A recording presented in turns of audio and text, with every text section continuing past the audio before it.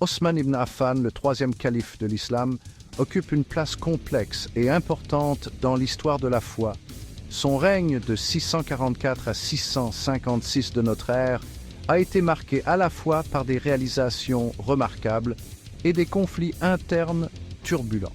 Osman, compagnon du prophète Mahomet dès les premiers jours de l'islam, a joué un rôle essentiel dans le développement de la foi.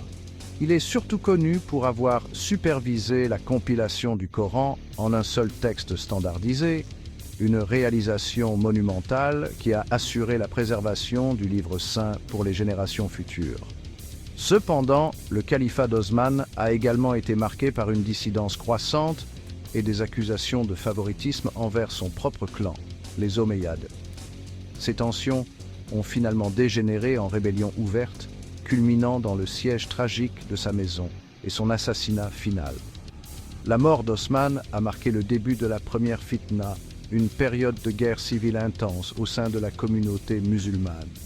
Cet essai explorera la vie et l'héritage d'Osman ibn Affan en examinant ses contributions à l'islam, ainsi que les défis qui ont finalement conduit à sa chute.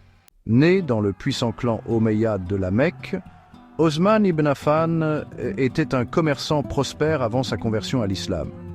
Sa conversion, qui a eu lieu à un jeune âge, a été influencée par son amitié étroite avec Abu Bakr, l'un des compagnons les plus proches du prophète Mahomet.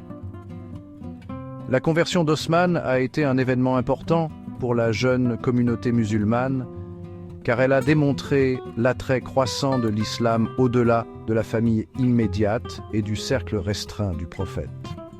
La richesse et le statut social d'Osman ont fait de lui un atout précieux pour la communauté musulmane naissante, qui était confrontée à une persécution croissante de la part de la tribu dirigeante des Quraysh de la Mecque. Son mariage avec Ruqayya, la fille du prophète, a encore renforcé sa position au sein de la jeune communauté musulmane. La foi inébranlable et la loyauté d'Osman envers le prophète ont été évidentes pendant les années difficiles de persécution à la Mecque, car il est resté ferme dans sa croyance malgré l'ostracisme social et les difficultés économiques. Après la mort du prophète Mahomet, la communauté musulmane a été confrontée au défi de choisir un successeur pour diriger l'État islamique en pleine expansion. Abu Bakr, l'un des compagnons les plus proches du prophète et un ami proche d'Osman, a été choisi comme premier calife. Après la mort d'Abu Bakr, Omar ibn al-Khattab, un autre compagnon important, a assumé le califat. Après l'assassinat d'Omar en 644 de notre ère, un conseil de 6 compagnons importants a été formé pour choisir le prochain calife. Osman, avec sa réputation de piété, de sagesse et ses liens étroits avec le prophète, est apparu comme le candidat consensuel. Sa sélection a marqué le début du califat omeyyade, car Osman appartenait au puissant clan omeyyade. Cette transition, bien qu'initialement sans heurts, allait plus tard semer les graines du mécontentement qui allait gangréner son règne. L'une des réalisations les plus importantes d'Osman en tant que calife a été la compilation du Coran en un seul texte faisant autorité. Du vivant du prophète Mahomet, les révélations du Coran étaient mémorisées par ses compagnons et enregistrées sur divers supports comme le parchemin, le cuir et des fragments d'os.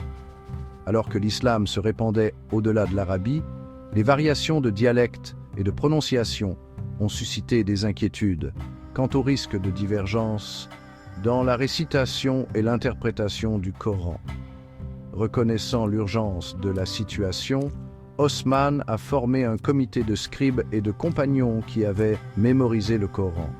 Leur tâche était de rassembler les versets dispersés et de les compiler en un seul texte standardisé. Cet effort monumental, entrepris sous le patronage d'Osman, a abouti à la création du texte canonique du Coran, connu sous le nom de Codex osmanique. Cette standardisation a assuré la préservation du message original du Coran et a facilité sa diffusion dans l'Empire islamique en expansion. Le règne d'Osman a vu une expansion territoriale significative de l'Empire islamique. Les armées musulmanes, alimentées par une combinaison de zèle religieux et de promesses de butin, ont poursuivi leur conquête à l'est, s'enfonçant plus profondément en Perse et en Asie centrale. À l'ouest, elles ont conquis l'Afrique du Nord, ajoutant de vastes territoires au domaine islamique. Ces conquêtes ont apporté d'immenses richesses et ressources dans les coffres du califat, renforçant encore son pouvoir et son influence. Bien que le rôle d'Osman dans ses campagnes militaires ait été largement celui d'un administrateur et d'un stratège, son règne est néanmoins associé à une période de succès militaire remarquable. L'expansion rapide de l'Empire islamique sous son règne a eu un impact profond sur le paysage politique et religieux du 7e siècle, répandant le message de l'islam bien au-delà de ses origines arabes. Section 6. Prospérité économique et réformes administratives. L'expansion territoriale sous le règne d'Osman a apporté une prospérité économique sans précédent à l'État islamique. L'afflux de richesses provenant des terres conquises a permis à Osman d'investir dans des projets d'infrastructure, de fonder de nouvelles villes et de développer un système administratif plus sophistiqué pour gérer la complexité croissante du califat. Il a mis en œuvre des réformes fiscales, établi une monnaie standardisée et encouragé le commerce, contribuant à une économie florissante. Les réformes administratives d'Osman visaient à centraliser le pouvoir et à établir un système de gouvernance plus hiérarchisé. Il a nommé des gouverneurs parmi ses proches associés, favorisant souvent les membres de son propre clan omeyyade.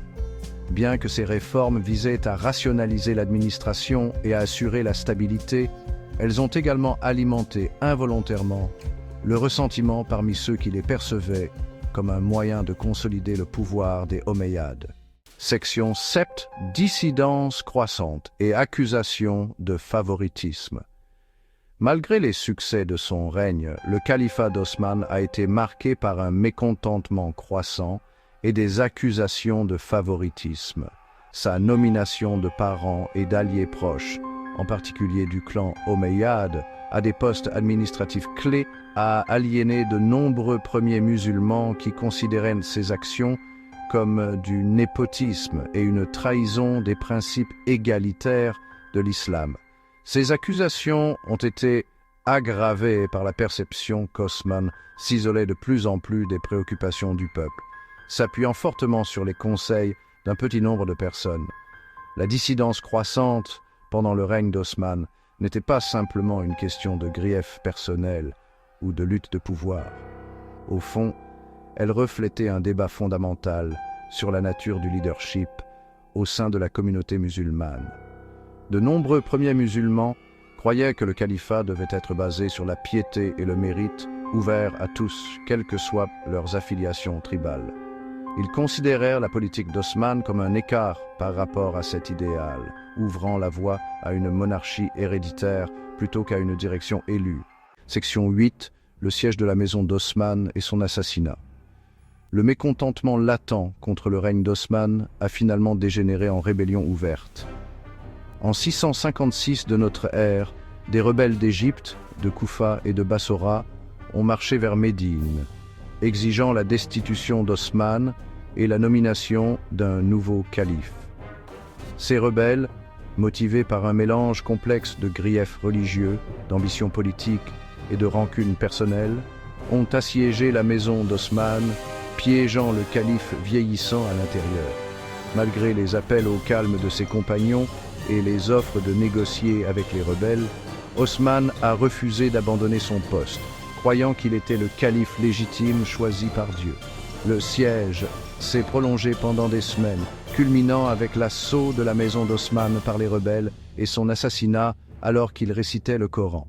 L'assassinat d'Osman a envoyé des ondes de choc à travers le monde musulman, marquant le début de la première fitna, une période de guerre civile intense au sein de la communauté musulmane. Section 9. L'héritage d'Osman. Un calife de contradiction. L'héritage d'Osman ibn Affan est à la fois celui d'une réussite significative et d'une chute tragique. Il est vénéré par les musulmans pour sa piété, sa relation étroite avec le prophète Mahomet et son rôle essentiel dans la compilation du Coran. Son règne a vu une expansion territoriale sans précédent de l'Empire islamique et a apporté la prospérité économique au monde musulman. Cependant, Son règne a également été entaché par des accusations de favoritisme, des erreurs administratives et un manque de réaction face au mécontentement croissant de certains segments de la communauté musulmane. L'assassinat d'Osman et la première fitna qui a suivi servent de rappel brutal de la fragilité de l'unité islamique primitive et des défis du leadership dans un empire en pleine expansion.